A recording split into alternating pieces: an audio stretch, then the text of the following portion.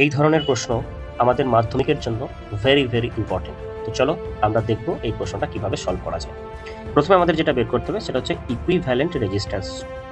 Total রেজিস্ট্যান্সটা কত হচ্ছে সেটা আমাকে বের করতে হবে। দেখো কারেন্টটা এইদিকে যাচ্ছে, তো এখানে দুটো পার্টে ভাগ হয়ে গেছে। তাহলে যেখানে যেখানে কারেন্টটা ডিভাইড হয়েছে সেগুলো হচ্ছে তোমার প্যারালাল কম্বিনেশন। তাহলে 4 আর এই 4 এটা হচ্ছে প্যারালাল কম্বিনেশন আছে। তার প্যারালাল কম্বিনেশন থাকলে এদের ইকুইভ্যালেন্ট রেজিস্ট্যান্স কত হবে? 4/2 that is equal to 2 ohm. এরাও কি আছে? প্যারালাল কম্বিনেশন আছে, কারণ কারেন্টটা এখানেও গিয়ে দুটো পার্টে ডিভাইড হয়েছে। তাহলে সেক্ষেত্রে এটা হবে 2/2 that is equal to 1 ohm. তাহলে এই যে পুরো পার্টটার সাথে এই পার্টটা আছে আমার সিরিজে, তাহলে কত হচ্ছে? 2 + 1 that is equal to 3 ohm. তাহলে আমার 3 ওহম হলো কি আমার টোটাল রেজিস্ট্যান্স, সেটাকে আমরা ইকুইভ্যালেন্ট রেজিস্ট্যান্স বলছি। অপশন এ মানে কোশ্চেন নাম্বার 1 এর আনসারটা আমরা পেয়ে গেলাম।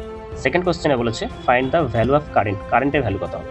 দেখো আমাকে এখানে ভোল্টেজ কত দিয়েছে? আমাকে ভোল্টেজ দিয়েছে 6 ভোল্ট, আর আমি রেজিস্ট্যান্সটা কত পেলাম? সেটা পেলাম তোমার 3 ওহম। তাহলে ওহমস ল অ্যাপ্লাই করে আমরা পেয়ে যাবো V = RI। এখান থেকে I সমান হচ্ছে V/R, ভিটা হচ্ছে 6, আরটা হচ্ছে 3, দ্যাট ইকুয়ালস টু 2 অ্যাম্পিয়ার। ওকে, ভিডিওটা ভালো লাগলে অবশ্যই একটা লাইক করে দেবেন।